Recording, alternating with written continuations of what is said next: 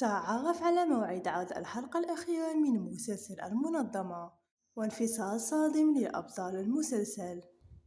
يستعد مسلسل المنظمة لتوديع الشاشات بحلقته رقم 184، وهي الحلقة الأخيرة من الموسم التي ستعرض يوم الأحد 7 يونيو. شهد المسلسل الذي يعرض منذ 6 مواسم تغييرات عديدة في أدواره الرئيسية، بحيث انضمت رابيا سويتوك مؤخرا إلى فريق التمثيل في بداية هذا الموسم، وقد لاقت الكيمياء بينها وبين تولغا ساريتاش استحسانا كبيرا، ونجحت ثنائي في ترك بصمة مميزة على الشاشة. لكن أنباء غير متوقعة عن الانفصال قد وصلت، بحيث ستغادر الممثلة الرئيسية رابيا سويتوك المسلسل في نهاية الموسم.